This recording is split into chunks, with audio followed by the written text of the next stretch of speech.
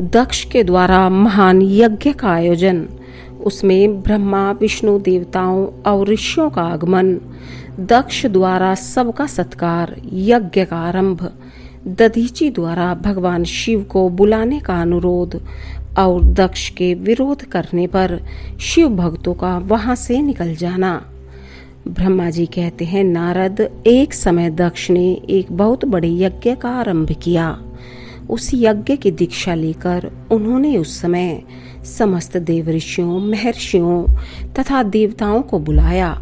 वे सभी उस यज्ञ में पधारे। अगस्त्य, कश्यप, अत्रि, वामदेव, भृगु, दधीची, भगवान व्यास, भरद्वाज, गौतम, पैल, पराशर, गर्ग, भार्गव, ककुश, सित, सुमंतु, त्रिक, कंक और वैशंपायन, ये तथा दूसरे बहुसंख्यक मुनि अपने स्त्री पुत्रों को साथ ले मेरे पुत्र दक्ष के यज्ञ में हर्षपूर्वक सम्मिलित हुए थे। इनके सिवा समस्त देवगण, महान अभ्युदयशाली लोकपालगण और सभी उपदेवता अपनी उपकारक सैन्य शक्ति के साथ वहां पधारे थे। दक्ष ने प्रार्थना करके सदल बल मुझ विश्व सृष्टा ब्रह्मा को भी सत्यलोक से बुलवाया था। इसी तरह भांति भांति से सादर प्रार्थना करके वैकुंठ लोक से भगवान विष्णु भी उस यज्ञ में बुलाए गए थे। शिवद्रोही दुरात्मा दक्ष ने उन सब का बड़ा सत्कार किया। विश्वकर्मा ने अत्यंत दीप्तिमान, विशाल और बहुमूल्य दिव्य भवन बनाए थे। दक्ष ने वे ही भवन समागत अतिथियों को ठहरने के लिए दिए। सभी लोग सम्मानित हो उन संपूर्ण भवनों में यथा योग्य स्थान पाकर ठहरे हुए थे। दक्ष का वह महायज्ञ उस समय कनखल नामक तीर्थ में हो रहा था। उसमें दक्ष ने भृगु आदि तपोधनों को ऋत्विज बनाया। संपूर्ण मरुदगणों के साथ स्वयं भगवान विष्णु उसके अधिष्ठाता थे। मैं वेद त्रय की विधि को दिखाने या बताने वाला ब्रह्मा बना था। इसी तरह संपूर्ण दिक्पाल अपने आयुधों और परिवारों के साथ द्वारपाल एवं रक्षक बने थे और सदा कौतूहल पैदा करते थे। स्वयं यज्ञ सुंदर रूप धारण करके दक्ष के उस यज्ञ मंडल में उपस्थित था।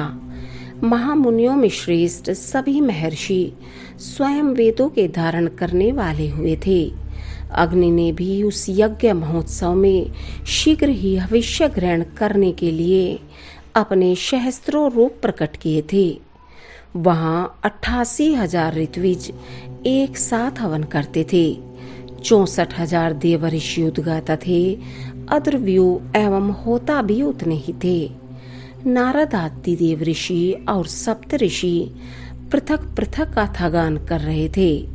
दक्ष ने अपने उस महायज्ञ में गंधर्वों, विद्याधरों, सिद्धों, 12 आदित्यों, उनके गणों, यज्ञों तथा नागलोक में विचरने वाले समस्त नागों का भी बहुत बड़ी संख्या में वर्ण किया था।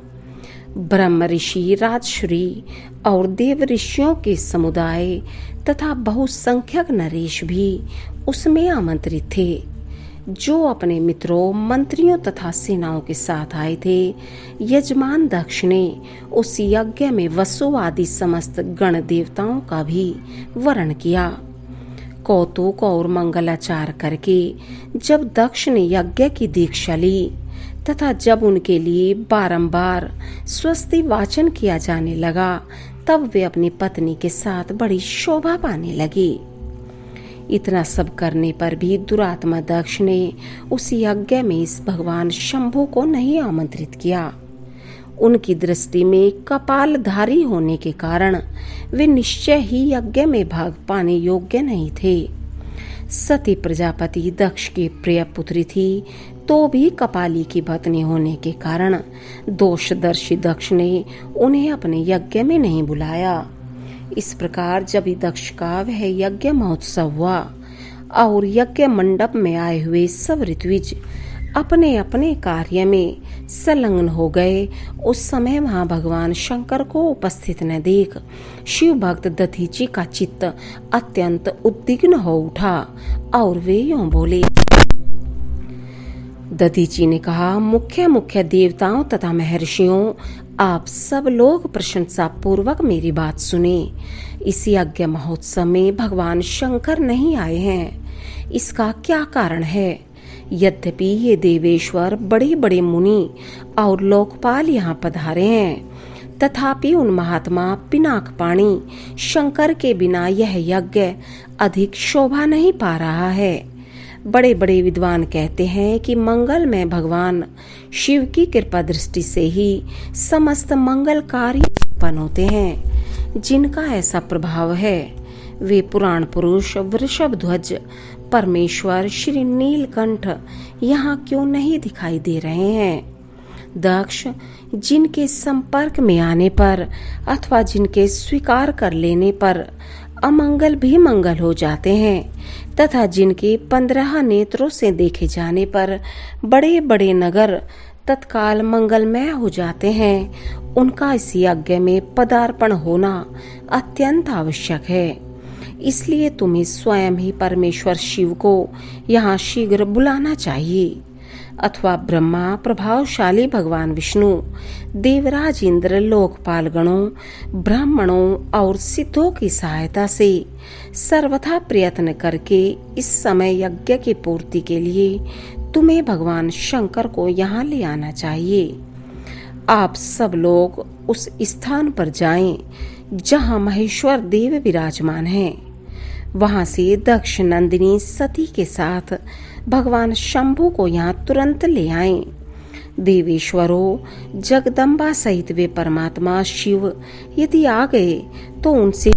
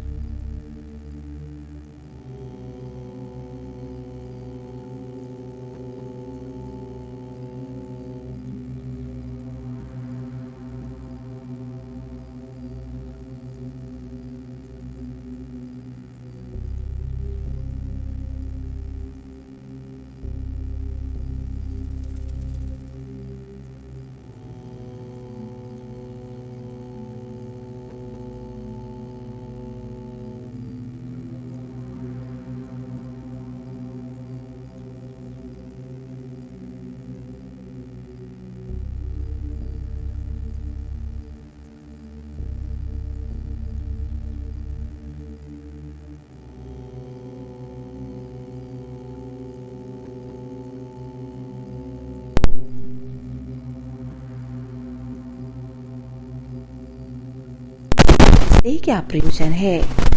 विप्रवर, मैंने ब्रह्मा जी के कहने से ही अपनी कन्या रुद्र को ब्याही थी। ऐसे मैं जानता हूँ हर कुलीन नहीं है, उनके न माता है न पिता। वे भूतों, प्रेतों और पिशाचों के स्वामी हैं। अकेले रहते हैं। उनका अतिक्रमण करना दूसरों के लिए अत्यंत कठिन है। वे आत्म प्रशंसक, जड़, मौनी और ईर्ष्यालु हैं। इस यज्ञ कर्म में बुलाए जाने योग्य मैंने उनको यहाँ नहीं बुलाया है। अतः दधीची जी, आपको फिर कभी ऐसी बात नहीं कहनी चाहिए। मेरी प्रार्थना है कि आप सब लोग मिलकर मेरे इस महान यज्ञ को सफल बनाएं। दक्ष की यह बात सुनकर दधीची ने समस्त देवताओं और मुनियों के सुनते हुए यह सार गर्भित बात कही। दधीची बोले, दक्ष, उन भगवान शिव के बिना यह महान यज्ञ अयज्ञ हो गया। अब यह यज्ञ कहलाने योग्य ही नहीं रह गया। विशेषतः इस यज्ञ में तुम्हारा विनाश हो जाएगा। ऐसा कहकर दधीची दक्ष की यज्ञशाला से अकेले ही निकल पड़े और तुरंत अपने आश्रम को चल दिए।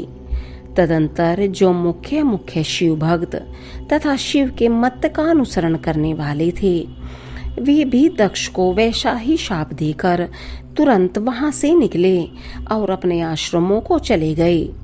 मुनिवर दधीची तथा दूसरे ऋषियों के उस यज्ञ मंडप से निकल जाने पर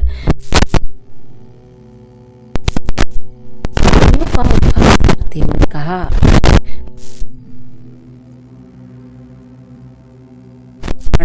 चले गए। उनके समान जो दूसरे थे वे भी मेरी यज्ञशाला से निकल गए। यह बड़ी शुभ बात हुई। मुझे सदा यही अभिष्ट है। देवेश, देवताओं और मुनियों, मैं सत्य कहता हूँ, जिनके चित्त की विचार शक्ति नष्ट हो गई है, जो मंद बुद्धि हैं और मिथ्यावाद में लगे हुए हैं, ऐसे वेद बहिष्कृत दुराचारी लोगों को यज्ञ कर्म में त्याग ही देना चाहिए। विष्णु आदि आप सब देवता और ब्राह्मण वेदवादी हैं, अतः मेरे इस यज्ञ को शीघ्र ही सफल बनाएं।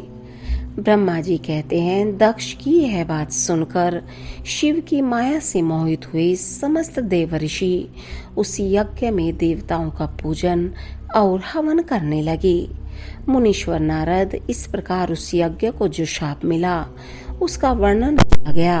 अब यज्ञ के विध्वंस की घटना को बताया जाता है, आदर पूर्वक सुनो।